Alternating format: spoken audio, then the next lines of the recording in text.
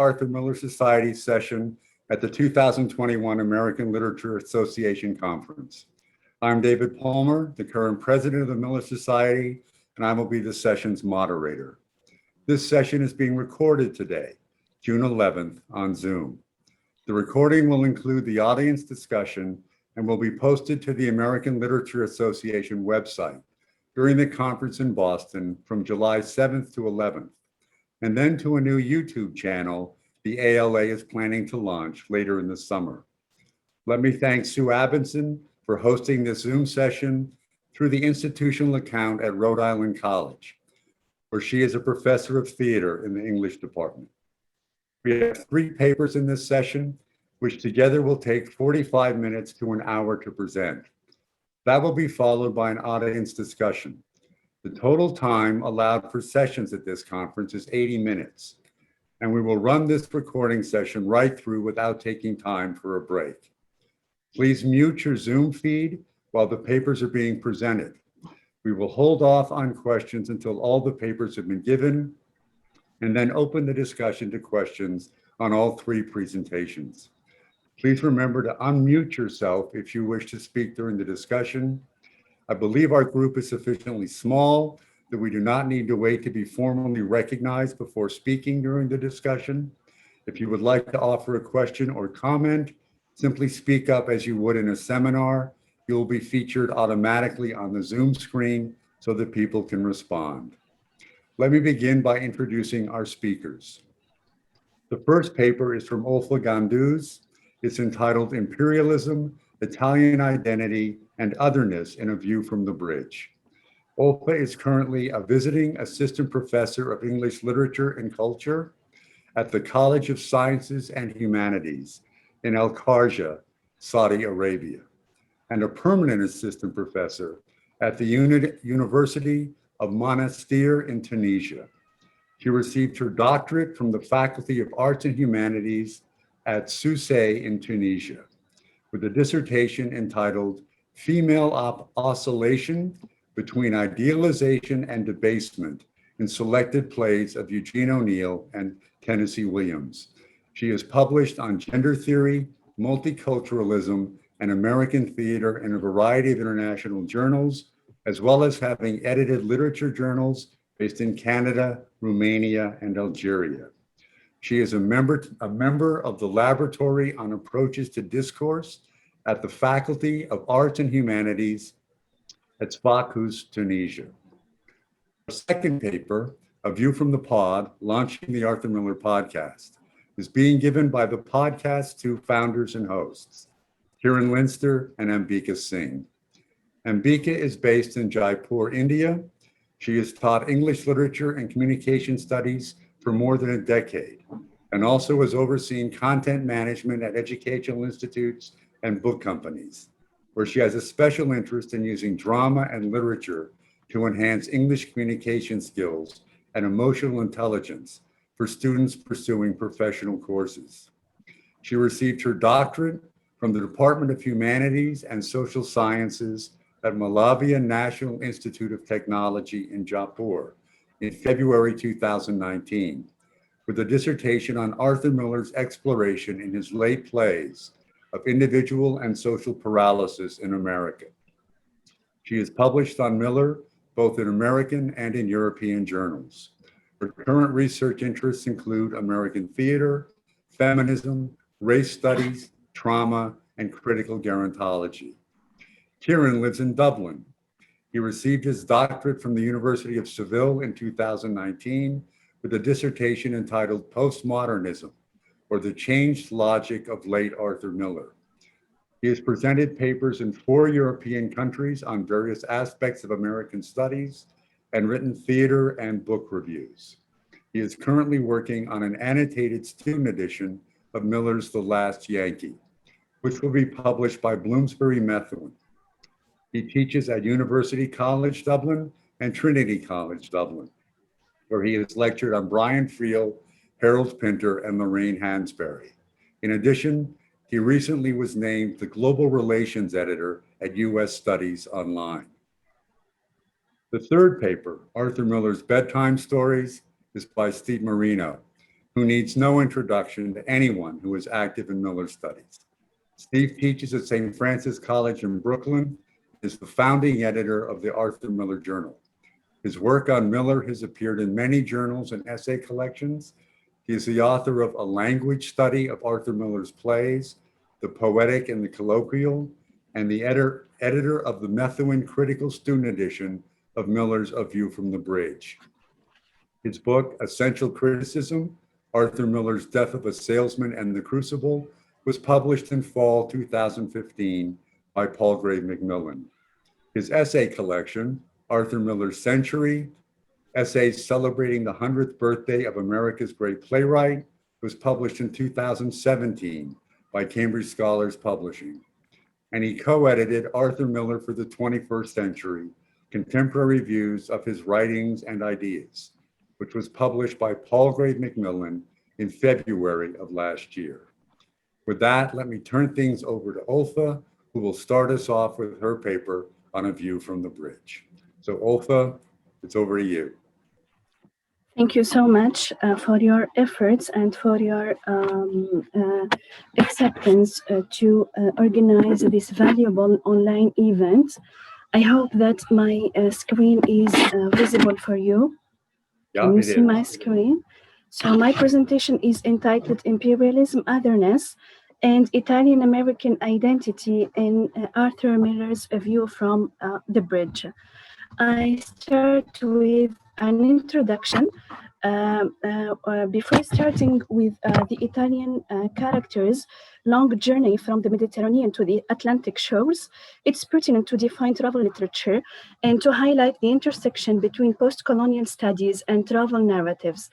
To start with, in her study of the development of travel writing from Middle Ages to the post-colonial era, Barbara Corti argues that the common point between classical and contemporary writers is that, I quote, they claim and their readers believe that the journey recorded actually took place, that is presented by the traveler him or herself. Blurring the boundaries between the fictional and the real adds certain authenticity to travel writings. Miller, in A View from the Bridge, uses realism in the context of blurring boundaries to convince the audience of the hardships Marco and his brother have faced after reaching the American soil and their failed attempts at crossing the Brooklyn Bridge or at erasing the boundaries of ethnic minimization. Now I move to another idea, to the reasons that drive us to classify Italy as a post-colonial region. Italy can be classified as a post-colonial region because it went through a colonial past, which made it a distinguished empire. What is specific about Italy is that the regional strife between the developing North and the developing South. In reality, the notion of post-colonial is grounded in the assumption that the economic and the cultural effects of colonialism are still present in many countries, including Italy.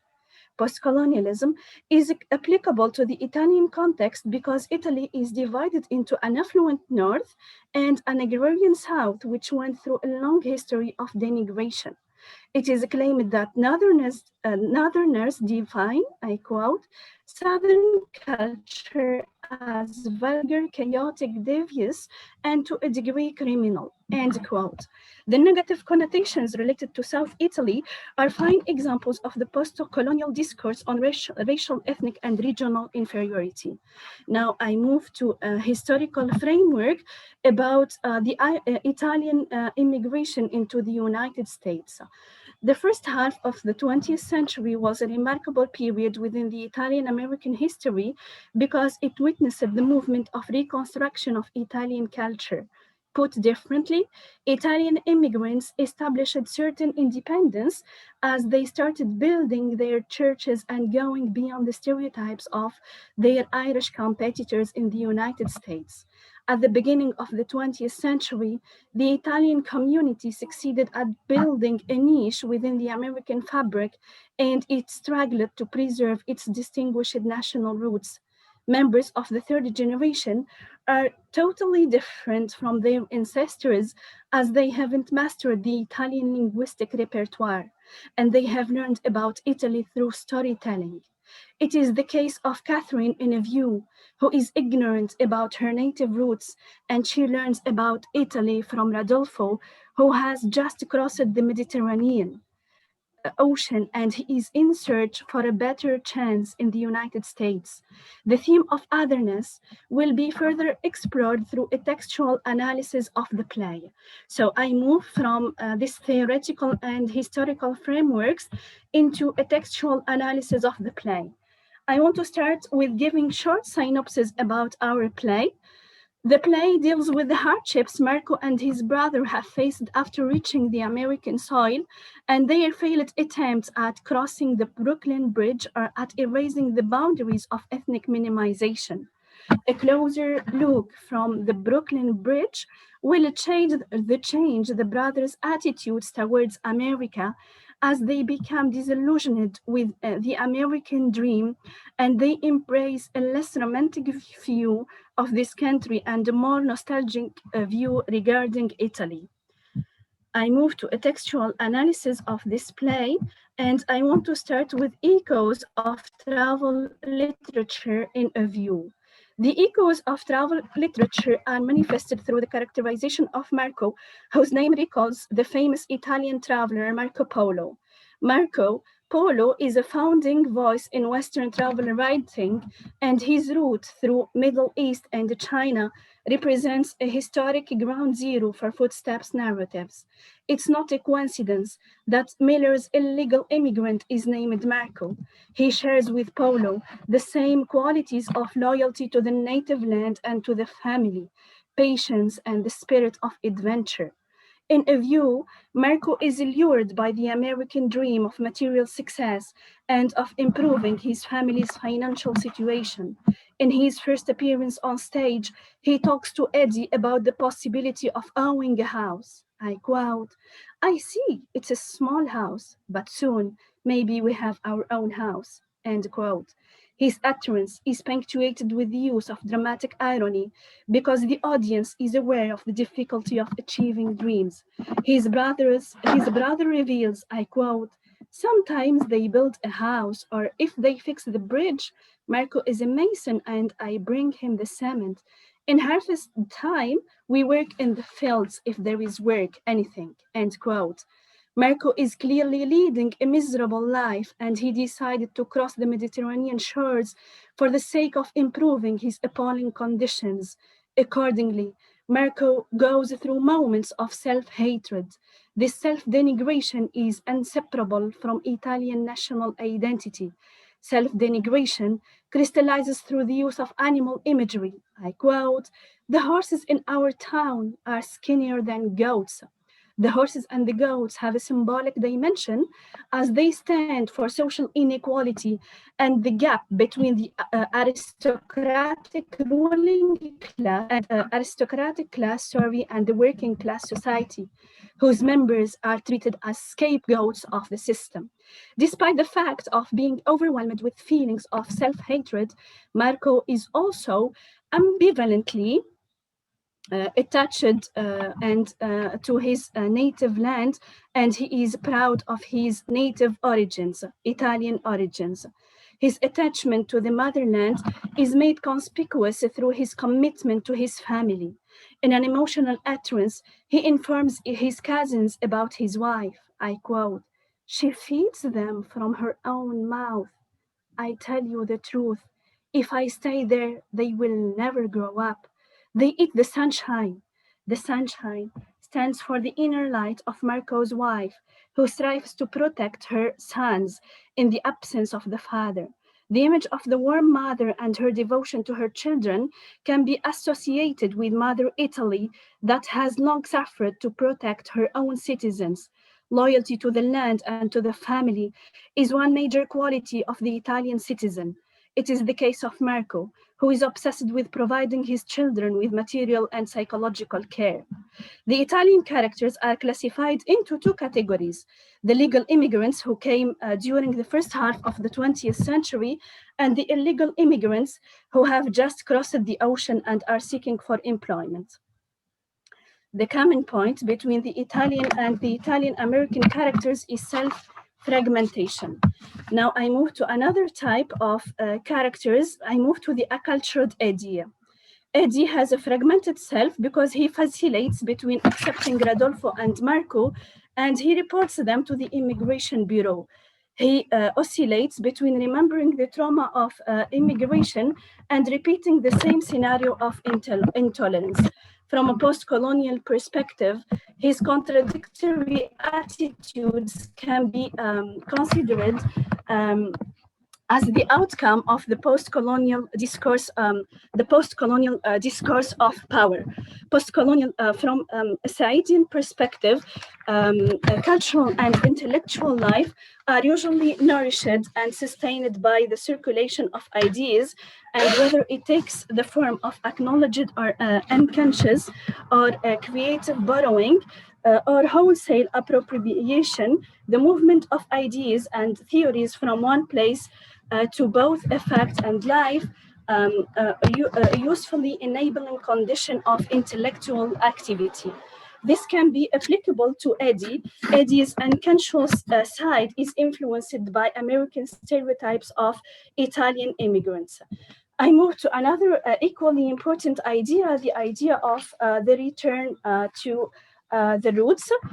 So the exclusion of the fresh Italian immigrants is further elaborated through the theme of the gap between natural and civil law. The civil law is represented by the Italian-American lawyer Alfieri, who has an objective view about the Italian rivals in the play. The lawyer explains the differences between the natural law and the civil law using the following terms. I quote, "A lawyer means the law, and in Italy, from where their fathers came, the law hasn't been a friendly idea since the Greeks were beaten." Alfieri notices that the civil law is an alien notion in Italy, where natural law reigns supreme. Where the law is wrong, it is because it is unnatural. But in this case, it is natural, and a river will drown you if you back it now. He's obviously giving priority to the natural law over the illegal laws of social discrimination. The voice of Alfieri can be a reflection of the voice of Arthur Miller, who has partially succeeded in celebrating Italian culture and in defending the rights of illegal immigrants. He gives voice to the voiceless when Rodolfo, at the end of the play, has the opportunity to become an American citizen. Alfieri declares, I quote, "When she marries him, he can start to become an American. Pure love functions as a source for redemption for Rodolfo, who is endowed with a chance of being an American citizen." This denial of Italian roots can be explained from from a post-colonial perspective as the effect of acculturation and geography in heightening the feelings of ethnic alienation.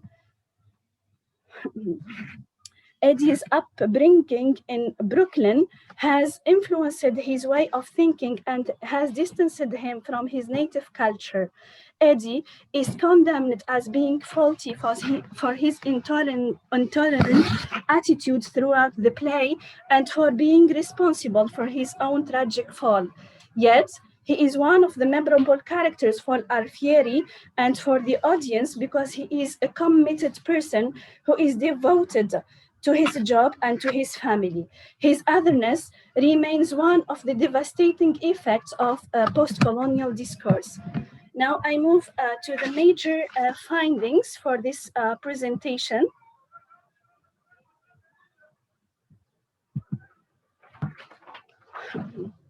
Miller invites the audience to travel into Italian culture to discern its positive and its negative effects and to grasp the plight of Southern Italian American immigrants. Rodolfo and Marco started their journey as mere travelers who landed on the American soil to improve their economic conditions. The brothers introduced their Americanized cousins to Italian culture, music, opera, maxims of family sanctity, natural law, love, and spiritual union. Miller blurs the boundaries of marginalization when he sets Rodolfo free and he gives him the chance to move from being a traveler, an illegal immigrant, and an alienated character to being an American citizen. On the other hand, the death of the acculturated lady Eddie by the end of the play stands for the failure of cleansing Irish roots. The merit of Miller remains his sympathy with the downtrodden Italian immigrants, his revival of Italian culture, and his resistance to the different forms of ethnic integration. Now, I want to end up using an important quote. Here, in one of his quotes, Miller writes the following words: "I have to be alone. I want to be myself." Here, this quote can be applicable to our play. Here, by the end of the play, the brothers who wanted to become American citizens, they discovered by the end of the play that identity is very important, and they wanted to be, each one wanted to be his own self. And here, by the end, they leave the stage after becoming aware of the importance of their national identity and also of the American identity. So by the end, we have an amalgamation between the Italian and the American selves. And here, the characters leave the stage after understanding Arthur Miller's lesson about the importance of resisting ethnic disintegration and the importance of respecting local and national identities. Thank you so much for your attention. I hope that I studied this play from a new perspective. I tried to apply post-colonialism to this modern play. Thank you so much. Okay, Olfa, thank you very much. Yes, I don't know quite how we applaud on Zoom, but we should do it. Okay, Olfa, thank you very much. That was great. I'm sure there'll be lots of interesting questions about that. So our second paper is from Ciarán Linster and Ambika Singh. They are the founders and hosts of the recently launched, and they'll be speaking about what it was like launching that podcast. So I'll turn it over to Ambika and to Ciarán. Okay, thank you very much. I'm just going to share my screen and then we'll go from there. Excellent. Now, how is... Yeah, I can see this. Yes. Is all good? Okay. Yes. Excellent. So, yeah, welcome. Thank you very much for being here. This is going to be a slightly different presentation to the ones we normally do, but hopefully it's going to be, yeah, really interesting and different from everything else that you're going to expect to see. As fellow Miller scholars and virtual friends, Ciarán and I are far more used to talking about the minutiae of Arthur Miller's later plays, and usually cannot stop raving about how Resurrection Blues is a masterpiece deserving much more recognition, and why The Last Yankee is something very relatable in the contemporary world. But today we are going to be talking about Arthur Miller and his work. Yeah, so the genesis for this was just over a year ago when the pandemic obviously hit, and suddenly, you know, my job had disappeared, corrections were done. I just had all this free time. I had just finished my PhD, didn't have library access, so I wasn't massively keen on getting back into research. But one of the things I did to pass the time was I listened to a lot of podcasts, and I kind of realized that not only does everybody do them, but that pretty much anybody can do them. And when you kind of realize that actors, everyone from actors to comedians, academics to activists, were doing them, I realized that we should be doing one, or that, yeah, the Miller Society should be doing one. So I spoke to these delightful people and more, and people were really, really interested. They kind of gave me the green light to go for it, and I really wanted to. And one of the, and I think it was perfect timing, because last year was, I think, was the year when really podcasts, they didn't only become mainstream, but they became sort of every day. People would follow podcasts podcasts, like you would follow a TV series, or they talk about them like you talk about sports. So it just seemed that, yeah, everybody was doing them. And then from the sort of literary/academic side, some of the ones I was really interested in and quite inspired by, there's podcasts such as Literary Hangover is really good. The Casual Academic, I listened to their episode on The Name of the Rose just after I read it, which is great. And I really like the Norman Mailer Society podcast, which I don't know if it's still going, but it was really good. And all of these podcasts were kind of engaging.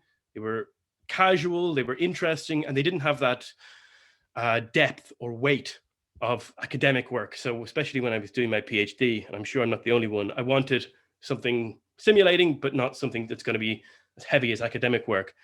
And I'm just going to show a couple of statistics now to highlight the boost in podcasts. So if we just look at these numbers, this is 37% of the US population over 12 have listened to a podcast in the last month. And if we just compare it to 2015, 2016, it's nearly doubled since then.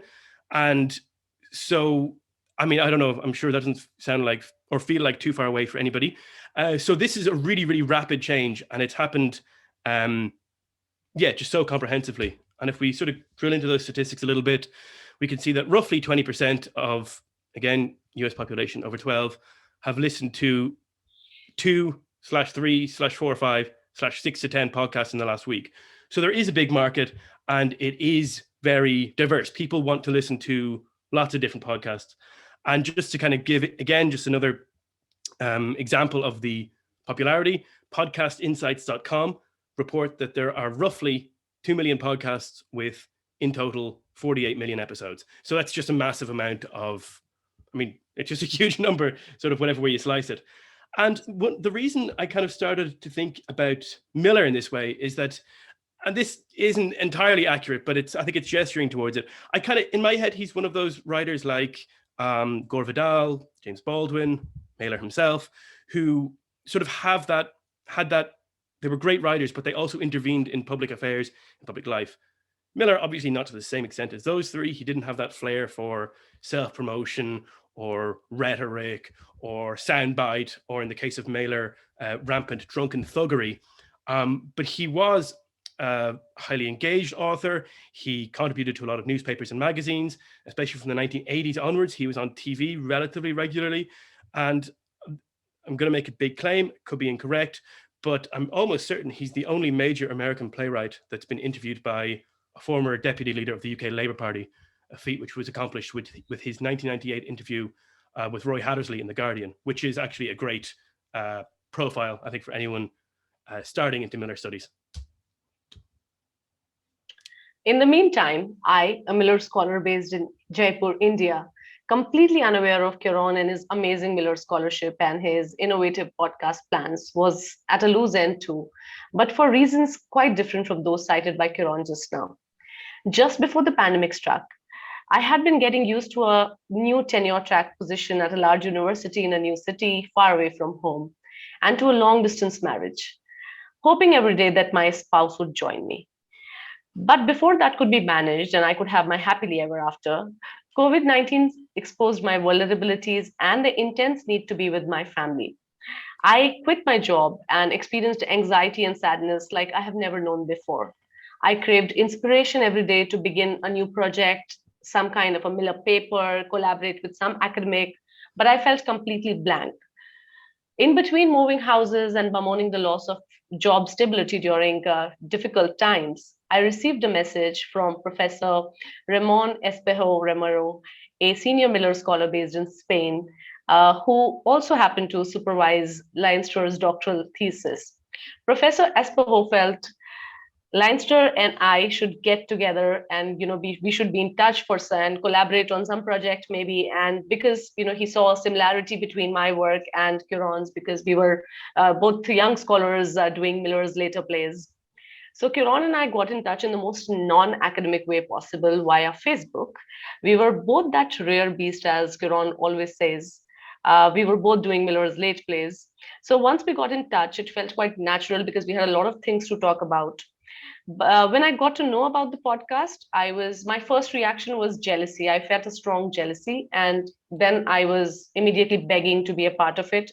I made known to Ciarán that I wanted to be a part of the podcast, and he was very kind that he took me on board. So, despite Miller's lack of shareable YouTube content, we felt that there was much more to tell about Miller's life. And this is the core reason behind the podcast. The three things that people know about Miller are usually that he wrote Death of a Salesman and The Crucible, he stood up to McCarthyism, and he married Marilyn Monroe. These are, of course, very important, essential details of his life, but we both felt, especially with our particular respective scholarships, we felt that there was so much more to talk about, and there was no content about him. Yeah, and this was as I said, this was really the core reason, as Ambika said. So I kind of started to think about things like Miller's participation in the 1968 and 1972 Democratic conventions as a delegate, his excuse me, his meeting with North Vietnamese representatives in Paris in 1968, his attendance at the Nazi trial in Frankfurt in 1964, his intervention to help clear the name of a young neighbor, Peter Riley, who'd been falsely accused of killing his mother in the 1970s. And then sort of as you go on, his meetings with Mikhail Gorbachev, Nelson Mandela, Fidel Castro. And I just thought they're so interesting. And I think it's something that we as a society, and I would hate to criticize the society whatsoever, but I think that's something that we need to realize how interesting these topics are.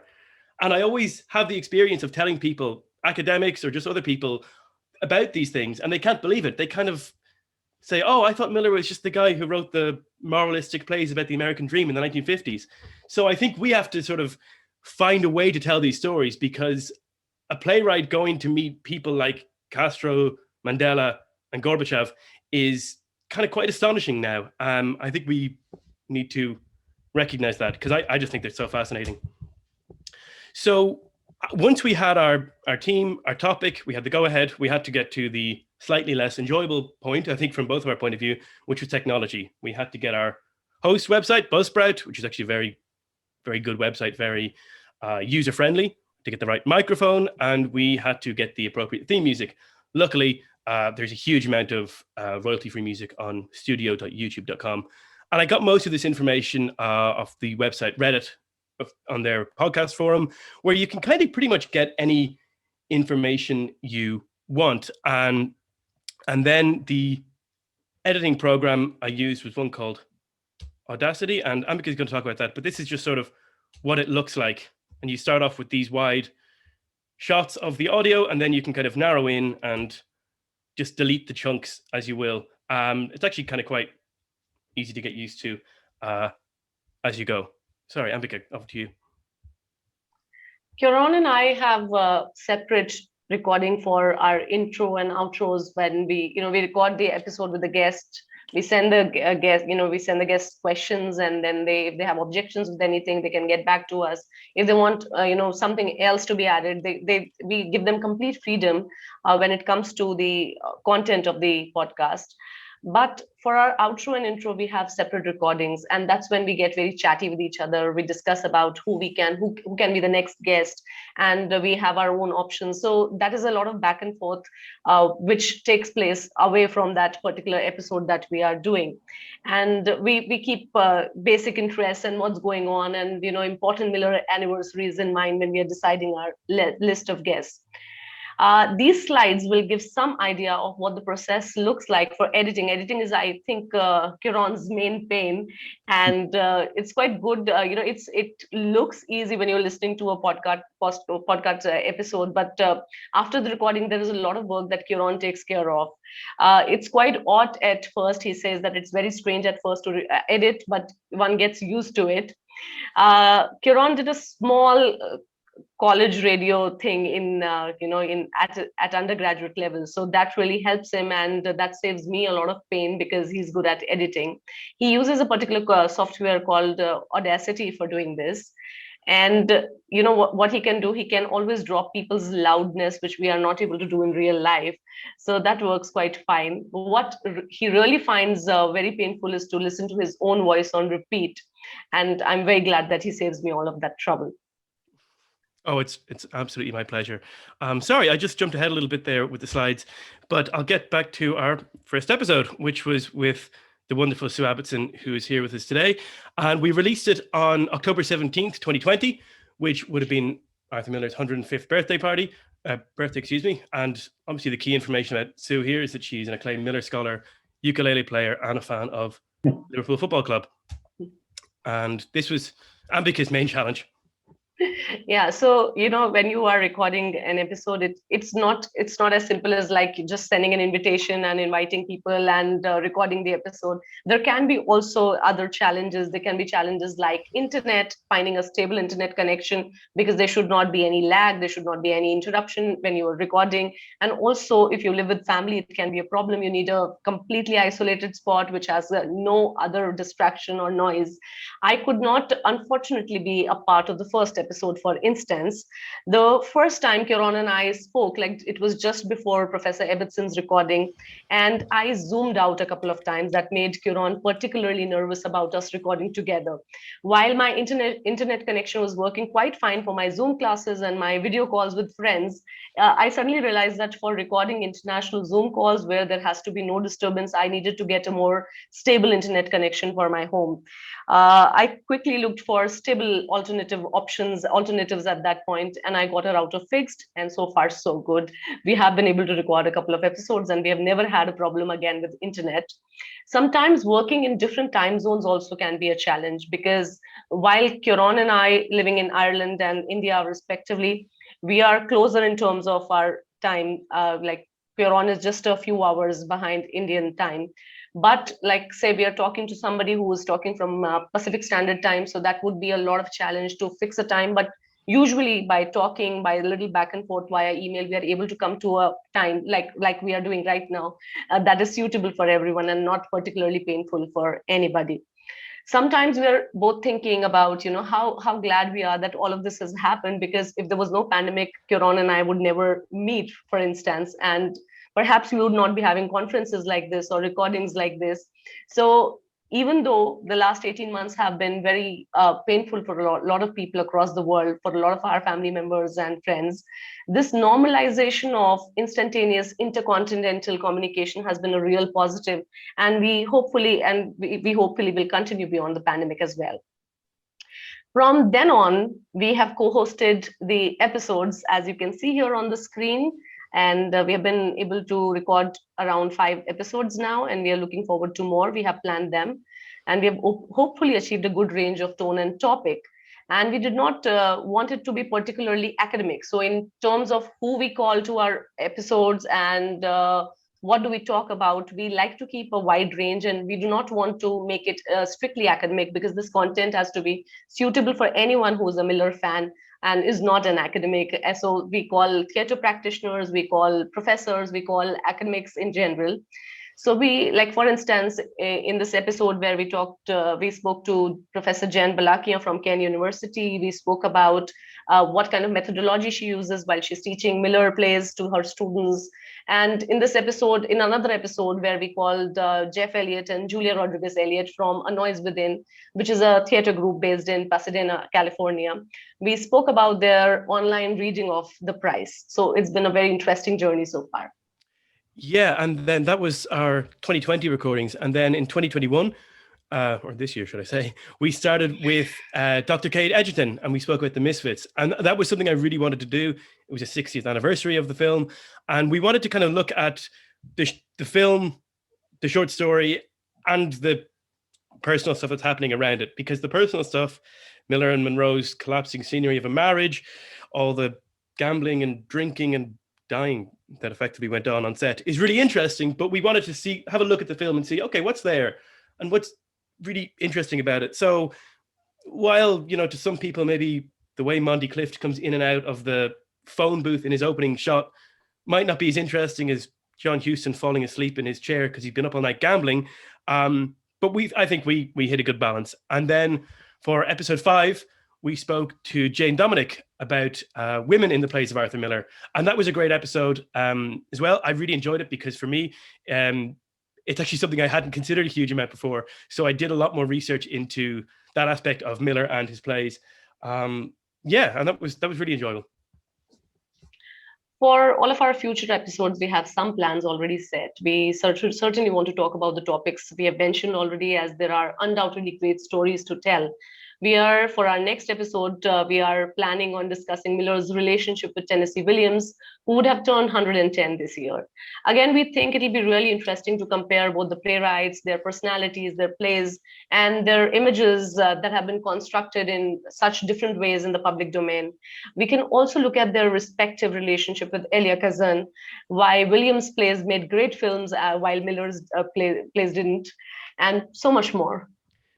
Yeah, and another one that I really want to get into is Miller and Harold Pinter, because quite different people, quite different playwrights, but they were very good friends.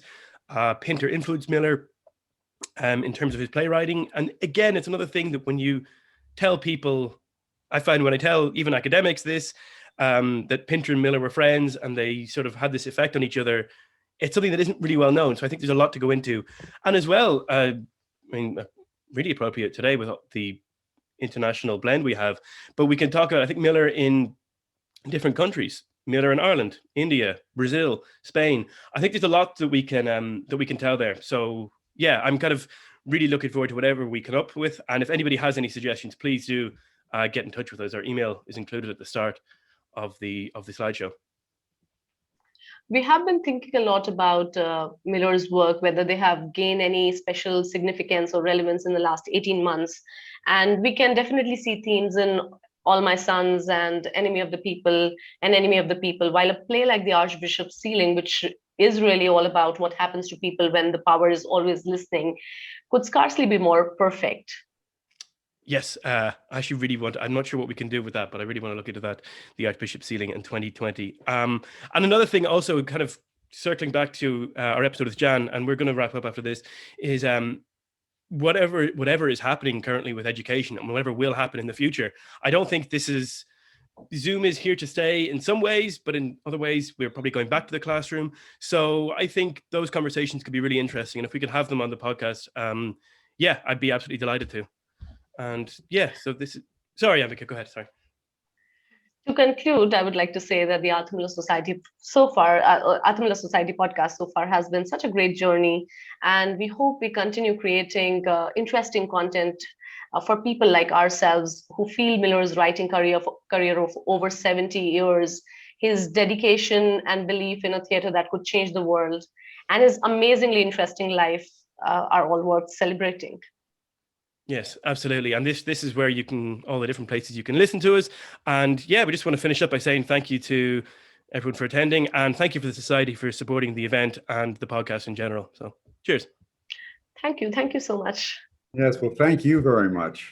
It's really, the podcast has been a major addition to the Society and I think to Miller Studies. And I know there are other author societies that are now trying to move forward to start podcasts based on what you two have done. So Seriously? Thank you both for the presentation and also for just launching the podcast. Oh, do you know, thank you so much. It's great. We get to talk to so many different interesting people. It's really good. And yeah, I thought the Mailer Society podcast was really good. So, but I was surprised I looked for Williams or Albee or O'Neill and I couldn't find anything. So yeah, O'Neill is starting one. They haven't started yet, but the O'Neill guys have someone in place who is going to start. Oh, perfect.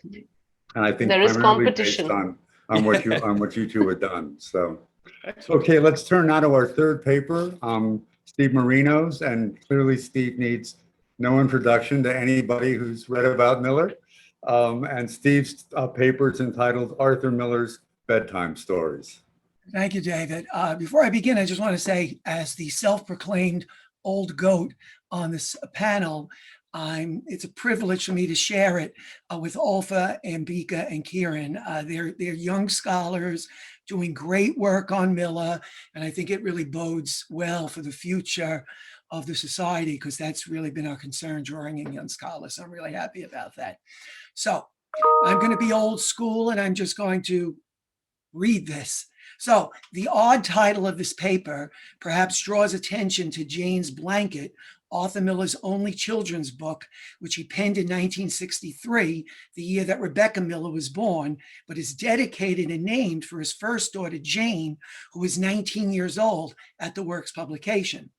That story has figured very little in criticism, although Sue Abbotson sees it as a metaphoric lesson for how Miller desires his first daughter to view their relationship. The blanket represents the father, whose importance in his daughter's life naturally slackens over time as she takes on other interests and grows beyond her original childish need for parental support. Alas, this paper is not about that bedtime story with such tender sentiment. Rather, this discussion considers, I guess, what I'll call adult bedtime stories, the plays that Miller wrote over his career, and that focus on actual beds as integral parts of the dramas. Of course, Homer and Shakespeare are responsible for two of the most famous and controversial beds in literary history. In the Odyssey, Penelope uses Odysseus's knowledge of the secret of their marriage bed to prove his identity. And in his will, Shakespeare bequeathed his second best bed to Anne Hathaway, a gesture that has stirred controversy over its meaning.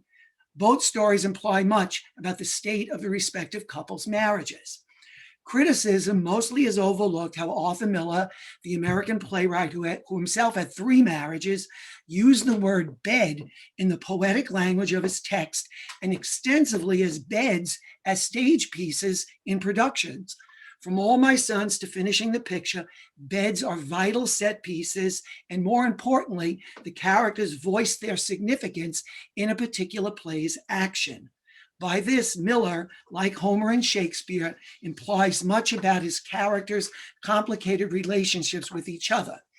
Examining the multiple meanings of beds in the text and the use in productions, I hope, will also promote a stronger marriage between dramatic literature scholarship and theater production. And I want to say that I only recently became intrigued by this idea this past February when I was listening to a live performance of The Crucible that my student intern was reviewing for the upcoming fall issue of the Arthur Miller Journal.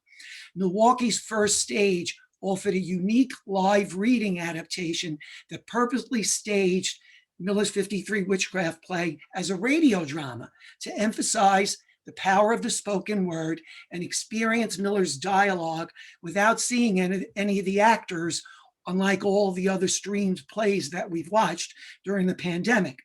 And during the performance, we only viewed a still drawing of the presumed location of each act.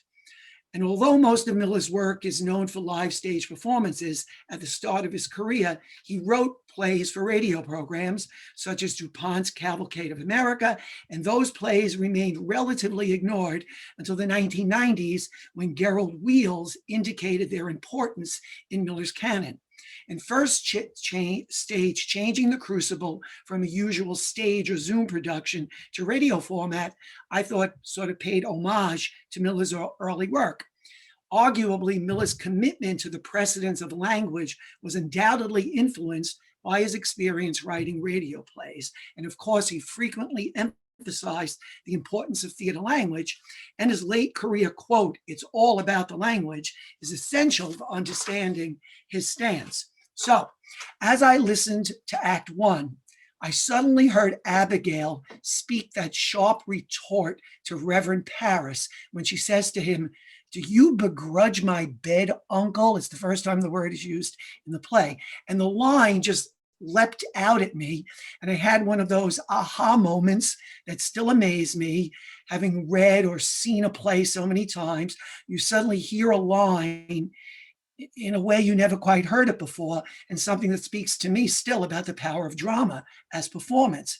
And I thought, of course, a bed applies in so many crucial ways to Abigail. The bed that she thinks Paris begrudges her refers to a literal bed, but also everything that the word connotes: room and board, food, and avuncular protection that he provides. Her question implies that she perceives she is indebted to him and that he has some resentment toward her now that she has apparently brought some serious witchcraft trouble into his parsonage. But beyond this, a bed is certainly at the center of Abigail's crucial action in the play. Action that did not occur in her bed at Paris's parsonage, but rather at John Proctor's farm, where he has bedded her. And as I continued listening to the production and then subsequently rereading the play, I discovered how often the word repeats itself in the play, 11 times in fact, and moreover, is an important set piece in the play. After all, Betty Paris is in her bed the entire first act. In most productions, it's the only stage piece. And in a play steeped in the sexual frustration of young girls, where a lecherous man has slept with a servant girl and committed adultery, violated his marriage bed, set in a hypocritical theocratic society that frowned upon fleshly pleasures but indulged in plenty of it, we stare at a bed for an entire act, a bed where Betty Paris cowers in fear and catatonia. And Miller forces us to focus on the bed's importance, for every character who enters the room walks to its position to observe the stricken Betty. And at the end of the act, this bed becomes the springboard to her salvation as she joins Abigail in the chorus of witchcraft accusations. Miller often used repetition as part of his use of poetic language, and I've done much work on this. I just want to mention that Miller's sophisticated use of language in the past 20 years or so has been recognized for its complexity, and we've sort of now thrown off the perception that he merely uses the common man's language. And critics such as Matthew Rudnay, Will Smith, Frank Artolito, Brian Mazeski have vigorously responded to the critical neglect of his language and has shown, as I wrote my language study, that he created a unique dramatic idiom which establishes him as an important language stylist in 20th century American drama. And in Miller's plays, figurative language relies heavily on the tension between the literal and the metaphorical, between the abstract and the concrete, between the denotative and connotative meaning of words. He often uses symbols, metaphors, and images as central or unifying devices by employing repetition and recurrence. And it's what we used to call cluster criticism, which argues that the deliberate repetition of words and images and symbols contribute to the unity of a work just as significantly as plot, character, and theme. So for example, in Death of a Salesman, Will Smith has pointed out a wood motif that repeats itself during the play. I've talked about some of the play's images of boxing, diamonds, nature, burning, and painted. Matthew Rudnay talks about the images of fall, falling, and descent that are all over the play. And Brian Mazeski has recently found aquatic imagery that's in the play. My previous work on The Crucible has shown the play is filled with repeating words of images. A lot of them are in opposites: heat and cold, light and dark, black and white. The word weight, W-E-I-G-H-T, occurs 10 times and bounces between literal and figurative meaning. Like when Hale enters in Act 1 and he says that his heavy books are weighted with authority, or when Giles Corey dials defiantly, asking for more weight. And similarly, bed appears in the actual dialogue, excluding the stage directions and explanatory commentary, as I said, a staggering 11 times, with many other references to sleeping places that substitute for beds, such as Sarah Good sleeping in ditches. And once Miller establishes the bed as a stage piece and in the language, and the action associated with it as a focal point in Act 1, then the references, direct and indirect, become meaningful in a network of language. So in the play, beds are rarely for comfort and rest, but places of violence, illicit sex, deviltry, lying, and cover-up. So, and I'll just a few examples. An example of violence is when Tituba admits that the devil told her to kill Paris. He bid me rise out of my bed and cut your throat. Mary Warren uses the word 3 times in Act 2. She's a child, a servant girl, an unmarried woman, and the language indicates her difficulty of identification, her proper role in society. Proctor orders her to go to bed, And she responds, "I'll not be ordered to bed no more, Mr. Proctor. I am 18 and a woman, however single." He says, "Do you wish to sit up? Then sit up." And she says, "I wish to go to bed." In Act 3, her bed becomes a place of deception. Danforth says, "Did you not tell me that Mary Warren was sick in bed? She and Proctor have lied about her illness to delay her appearance in court until she is prepared to admit to the pretense of witchcraft." Of course, Proctor's adultery with Abigail is the original sin of the play, which is reinforced by two references to their sex. When Elizabeth says to John, "There is a promise made in any bed," and when John admits in court to the place of their assignation as "in the proper place where my beasts are bedded," and both references recall his explanation that he merely gave her a promise that a stallion gives a mare. There are also indirect references, as I mentioned earlier, to sleeping places that support the network of the language. Abigail violently threatens the girls with a pointy reckoning because as she slept in her bed, quote, "I saw Indians smash my dear parents' heads on the pillow next to mine." And Abigail declares that "I look for John Proctor that took me from my sleep and put knowledge in my heart," presumably awakening her from her bed to sexual knowledge. What's quite really unique about Miller's use of bed is that the set pieces become the literal reinforcement of the metaphorical language. Moreover, this is not consigned to just the Crucible, but it rather occurs in many plays throughout Miller's canon, and I'll just give you some examples.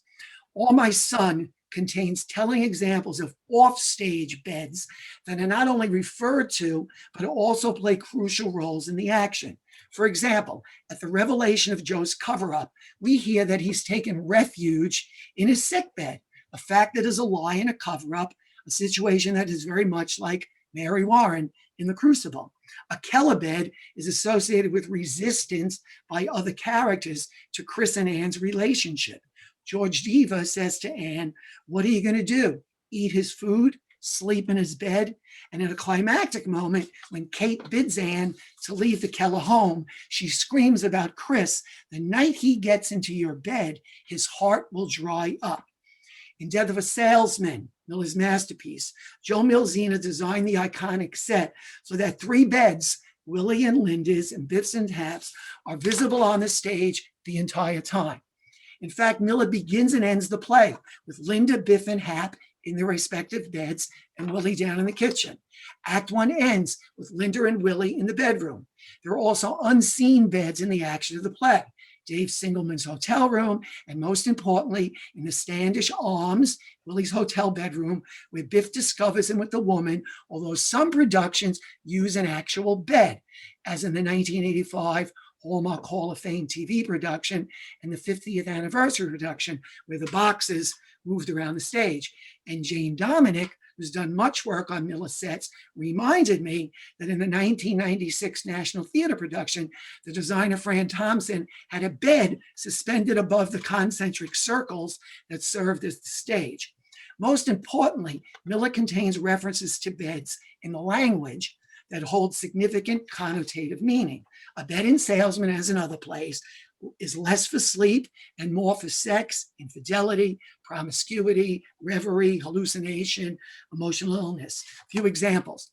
In Act 1, Hap pats his bed affectionately and saying to Biff, "All the talk that went across these two beds," and then he brags about 500 women would like to know what was said in this room. And of course, the play marches inexorably toward death from the start with the interplay of words of sleep and bed. Willie says from the very beginning, "I'm tired to the death" in scene 1. He goes to bed at the end of Act 1, but declares at the end of Act 2 that he slept like a dead one. Then at the climactic scene in Act 2, after Biff tells him to take the phony dream and bury it, Biff directs Linda, "Put him to bed." Linda tells him to come to bed, but Willie proclaims, "We'll sleep," which by now is the sleep of death. A View from the Bridge does not contain any stage beds, but offstage beds and the action that occurs or doesn't occur to them is crucial to the sexual conflicts that are the center of the play. Eddie's bed is particularly emphasized. He complains about giving up his bed for relatives when Beatrice's father's house burned down, and a number of times in the play complains about taking his blankets off his bed for Rodolfo and Marco. Catherine and Rodolfo retreat to her bedroom. Eddie's physical abandonment of Beatrice in their bedroom parallels his obvious desire for his niece Catherine, and he proclaims in indignation to Beatrice when she asks, "When am I going to be a wife again?" He says, "What I feel like doing in the bed and what I don't feel like doing in the bed." And after the fall, the climactic scene in the play between Quentin and Maggie occurs in their bedroom, with the stage description calling for a bed's actual placement on center stage, as it was in the 2004 Broadway revival. And of course, Maggie's pill and alcohol-induced diatribe against Quentin is filled with sexual innuendos and insults to his manhood. Miller's use of stage beds in late plays is particularly striking for they're the focus of the action. The Last Yankee has a sleeping patient in a bed the entire second act. In Broken Glass, obviously, Sylvia's bed is the symbol of a literal paralysis, emotional paralysis, and sexual paralysis. In many productions, her bed stays visible on the stage the entire time. And a number of times during the play, the bed is blatantly connected to these conflicts in the language. Harriet tells Hyman that when you sit on the bed and talk with her, that she feels the strength starting to come back to her body. And of course, this underscores Hyman's power as a psychological healer and a sexual dynamo to Sylvia. In Act 2, Philip, weakened and perhaps dying from his heart attack, reminiscences about the day 30 years ago that he and Sylvia bought the very bed which he now lies in, impotent and bedridden. But he ironically declares, "I made my son in this bed, and now I'm dying in it." And that condition is juxtaposed to his recalling that years ago, when Sylvia and he made love in bed next to me, she was like a marble god. Lyman Felt, a sexual bigamist in the Ride Down Mount Morgan, is literally in his hospital bed for the entire real time of the action, and only leaves it for the imaginings and reveries of the past. And finally, in Miller's last play, finishing the picture, a stage bed is the focus of the entire final act. The catatonic Kitty, a thinly disguised Marilyn Monroe, Miller's second wife, lies face down, mostly incommunicado, mostly unseen in the shadows of the room, and I think is a haunting final image as Miller laid his career to rest. Thank you.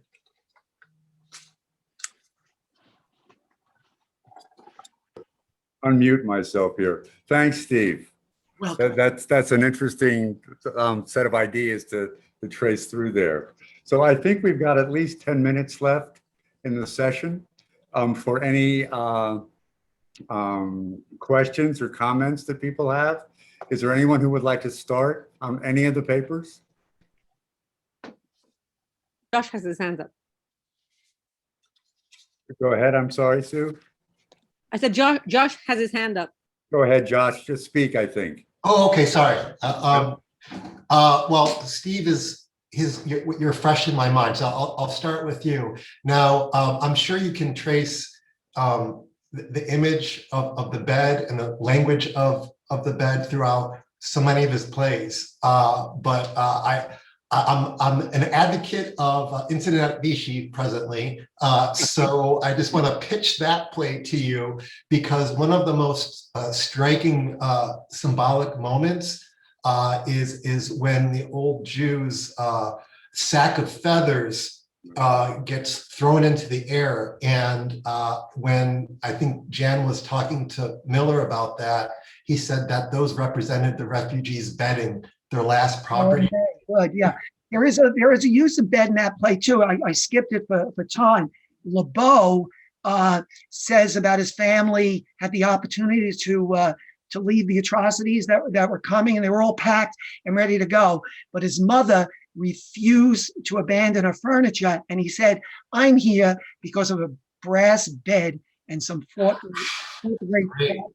So it's- Yeah, thank you for that, because I'm still working the idea out in my head. I'll include that. No, I'm sure there's tons of it. It's just Yeah. it got me thinking about like how, like what you're saying, like the bed signifies so much. But I was just thinking about that, like with like for the old Jew, so much of his identity was wrapped up in bedding. It was like his sense of place. So it's interesting how it's like sexuality more so in one play, but someone's very roots in another. What's fascinating me, I'm trying to that we'll have to get our other scholars involved. I'm wondering how that works in other playwrights too. The idea of a stage piece integrated with the language in an individual play and scattered throughout a career too. It's just striking, and it only occurred to me a couple of months ago. It absolutely falls into Tennessee Williams terrain. Yeah, It right. has so many beds and so many big plays. Yeah, I'm thinking how maybe in O'Neill too. I mean, I love the way in which you had the bed representing all these ideas, the sort of the liminal space between life and death, but also the liminal space between dreams and reality. Yeah, exactly. Wow. Yeah. That was How did great. Thank you. Good. Steve, but you also mentioned there's a similar tracing of a theme about wood in Death of a Salesman. Oh yeah, it's all over there. And wood is with burning and Right, but see, what I don't understand there is, I mean, as I recall that article, it was about the fact that Miller's a carpenter, and therefore there are these references to wood. Is there more to it than that? Oh no, it's in the play. It's connected to connected not only to literal wood, but the burning of the phony dream, connected to the ash can. I see. All those images all work together. I mean, you would not have to know that Miller had a mania for carpentry, and it would still work, obviously, in the play. But it works with Willie too. All that. Right. All take your phony dreams and burn it is connected to all the burning imagery in woods and going out to Alaska where the woods. It's all over Willie's father carving the flutes. It's Right. all there. Right. Steve, I really wanted to just say I loved how you traced, again, not just the various uses of the bed in the play, but through his whole, from beginning to end of his plays. Just two small comments. One, from a theatrical, practical standpoint, with these beds, that you pointed out are so central to the action. I think it's really difficult because on stage, beds take a lot of room and they take a lot of focus, and then they create challenges, even to the point that could become problematic with the blocking, which is interesting. But as you pointed out, I mean, I've never thought about this. Yes, I've thought about lots of objects and set pieces, as we know. The other thing I wanted to mention, just to add on to what you mentioned about the Fran Thompson design, is not only was the bed above the stage, gradually, imperceptibly lowering, but the actress who played the woman had to be in that bed for the entire production. Poor actress. But anyway, this is fascinating. And now it, of course, makes me want to return to some of the other objects and see, okay, they probably are not as significant. I know trees can be and all of that, but to trace, take more of these individual objects and trace them through all of his plays. Fantastic. Thank you so much. Thank you. Steve, hi. Thank you very much. Hi, Rupendra. Hi. I was thinking of it's a wonderful paper, and your idea of the bed as being equal to sleep, all right? The necessity of sleep. And then you think of the antithesis of that is the sleeplessness, that you often see in Miller, especially you remember in The Death of a Salesman when he's planting seeds at the end of in the last act. He's planting seeds, and that reminds me somehow of, Macbeth saying that Macbeth had murdered sleep. All right, and that implicit idea of sleeplessness as being contrary to the existence of the bed, is something that occurs very often. Either sleeplessness in a literal sense or in a metaphorical sense. The idea of having forfeited sleep, in many of the actions and sins that one has committed, or the the wrong things one has done. Yeah, as I said, you rarely see it as places of comfort and rest. I mean, even when Linda and Willie go to sleep at the end of Act 1, at the very beginning of Act 2, he says, "I slept like a dead one." It's Well, and Linda has to sing him to sleep too, like a little lullaby. and they get distracted by the moon. Yes. Look at the moon rising between Especially that one about planting seeds. I have lots of seeds to plant yet in the garden. Well, that's the bed. The seed beds there are working. You connected in the network as well too. Yeah. Sorry, Let Steve, me jump in with go ahead, Ciarán. I'm sorry. Yeah. Oh, sorry, if that's okay. I just wanted to ask real quick. It kind of feels, to take a really broad view. By the way, I love the theatricality of your introducing Jane's blanket and then changing tack. That was fantastic. But it kind of goes, roughly speaking, from sort of guilt, anxiety, adultery, to later on you get this kind of paralysis and you're stuck in these beds. But then in the middle, I was thinking of some kind of love story, which is a bit sort of more of a frantic bed. Yeah. So I'm just kind of curious, where does that come in? Yeah. And to what would you think to what can we attribute Miller sort of freezing his beds to such an extent in the later plays? Yeah, I do find it fascinating that he's using them more as stage pieces in the late plays. And as I said, rarely are they places of comedy. You talk about, think of the pill and do. I mean, think of Kitty at the end of she's in that bed, totally zonked out, as Marilyn was, from pills. So you do see there is sort of a movement, I guess, which I'm still working through in my head, and how he's, and the thing is, I don't know how conscious he was of it. We're always tempted to say, oh, this is definitely there, the playwright meant to do it, but that's not always true. Because I remember the first time, I didn't forget who the critic was, who pointed out to Miller in an interview, you have a lot of lawyers in your plays. And he said, well, I didn't really realize that. What you do.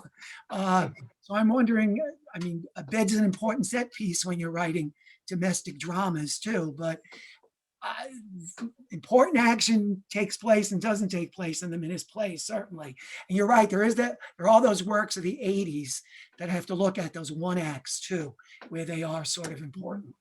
I think Ciarán too, I would comment too, I wonder to what degree, for example, finishing the picture, if we're trying to trace or track some kind of change or growth in how he uses beds, from 1947 to, whatever it was, 2002, was that what it was?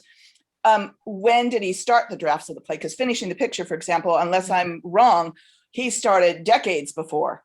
Mm-hmm. And so, and again, I was curious because I wrote down too some kind of love story, because then you also have, again, that whole, the temptation of the bed, or the women trying to keep them there and the men trying to escape, or whatever it is, and the women keeping them really not for their sexual fulfillment, but for their emotional, neediness or whatever. But yeah, so that would be really, again, fascinating to think, when did he start some of those drafts of the plays? Yeah. Let me jump in here with a question for Olfa, if I could. That's what I was going to do too. Oh, go ahead, Sue. You're on. That's but fine. I actually go one better. I have a segue from Stephen to Olfa. Fine. Oh my gosh. Because I think they're both doing something very similar there. That's sort of the idea, of the cluster criticism, that beautiful imagery. Olfa, you have of the, of the line of Marco. Marco. I love the idea of Marco Polo to Marco. And I'm thinking Marco Polo also was following the guide of Mandeville's travels. He had that book in his pocket. It's like this gets passed on. And I'm thinking now, I want Rodolfo and Catherine to have a son they call Marco. carry the road forward. But yeah, there was something I was trying to make a note about your talk though, that was I was kind of intrigued, because you have all of these balances, the North against the South, in Italy, and the Italian, the fresh, the illegal versus the legal. And it's this, were you seeing Eddie in some way as representing as aligning to the North Italian ethos of superiority, I'm the thing, as opposed to the Marco and Rodolfo as like the Southern who are looked down on because they're illegal? I mean, does it carry through that far, or am I just looking at it wrong?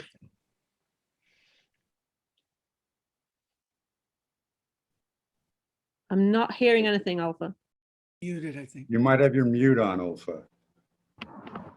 No, it's on. Can you clearly hear me now? Yes. Yep. Okay. Okay. So I think that Eddie is an acculturated character. So he denies both his southern and his northern Italian roots.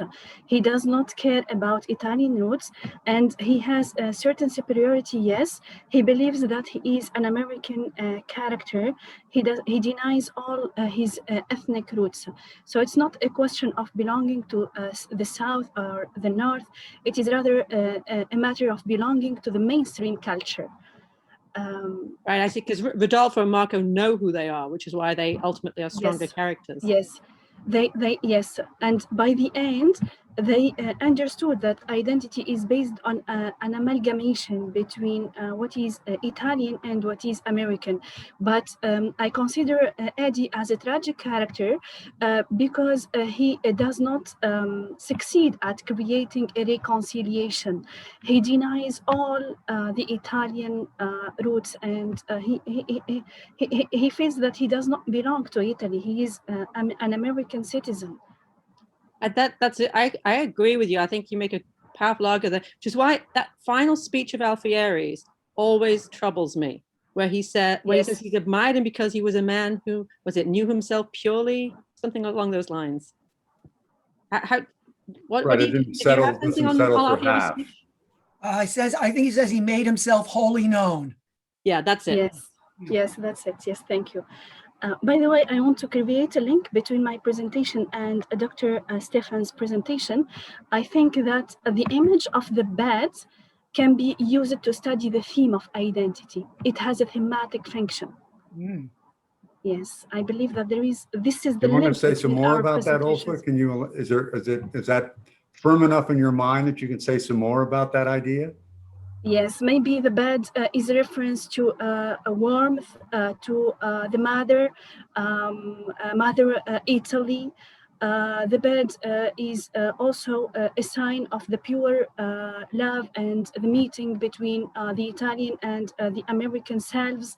So the bed can be the image of harmony also. It has many symbolic dimensions. It has an unlimited readings. We have unlimited readings of the bed from a post-colonial, from a postmodern, and from many other perspectives. Yeah, Olfa, I just want to say, I thought that your reading, taking a post-colonial perspective of the play was, I never thought of that in that way before. And the way you said, I tried to. Italy as a post-colonial country, but then Rodolfo and Marco coming over here, and then we make post-colonial stance over here. I never thought of it. And the North-South thing is tremendous because of the divide in Italy. I mean, 90% of the immigrants who came were from the South. So that was a great way to read the play. Yes, this is the innovative part I tried to bring to this play. I tried to bring a new reading from Edward Said's perspective about Italy. He considers Italy also as a post-colonial country because of this division between the South and the North. And in his thesis, he even associates Southern Italy to Africa, to racism, to the theme of racism, to the blacks. He calls them the blacks of America. They are not this people from the South. They are treated like the African American citizens. This is from the perspective of Edward Said. Okay. And then I guess I've got a question about the podcasts. It was interesting to me in the podcast that you reached out to the people at A Noise Within, their production of The Price. And I'm wondering how that happened. I mean, the first point, I guess the background point is this, that it's great when we can get real theater practitioners involved in our discussions. And there isn't this real barrier between academics or literary commentators and theater professionals on the other. So did you reached out for A Noise Within, or did they reach out to you for the podcast? How did that come together? And then how did you fit the particular questions for that together as you were developing that episode? Ambika, do you want to? No, do you want to? Well, no, because we reached out to them, and then what happened, Ciarán? Yeah, I was. Well, I'm glad you remember, because I was thinking I can't remember, but No, we reached out. Oh no, we did reach out, but I'm just thinking. I think we just saw that they were doing it on Twitter. No, and we said, thanks to Sue, I guess. She posted about it on the Facebook page, I feel. yes. Okay, I'm glad somebody can remember. Okay. We just thought it would be interesting, and it's price is also kind of quite a physical play. Like, I mean, God, there's a lot of beds in the price as well, Steve. Yeah, and we loved it actually when it came to the conversation itself and what questions we had to ask them. They were so kind of passionate and so knowledgeable that it was just a really easy conversation. Yeah, we really didn't want it to just be academics and we're going through our papers or something like that. And theater practitioners are great. They talk all day and they bring so much practical knowledge as well as the huge education they have. Yeah, so it was great. And I do think that in terms of ways that the podcast is really not just enhancing Miller's scholarship, but enhancing the society. The podcast is probably the best vehicle we have for reaching out to theater practitioners and getting them actively involved in some kind of discussion with the Miller Society. So there are lots and lots of consequences of what you're doing that I think are going to be very significant for the society, growing the society, just growing interest in Miller and Miller studies. So I really appreciate all that you're doing with that. Well, I hope so. And if we can achieve our greatest ambition of having a really good production of Resurrection Blues, then I think we'll just retire early. Yeah. If that we can do through this podcast, like making people more aware of that play itself. Like, I would consider ourselves successful if people in general, not only Miller scholars, can talk beyond Death of a Salesman and the Crucible or Marilyn Monroe. So point out. Go ahead, Sue, and then I think we've got to wrap it up because we're basically running out of time. But make the last comment.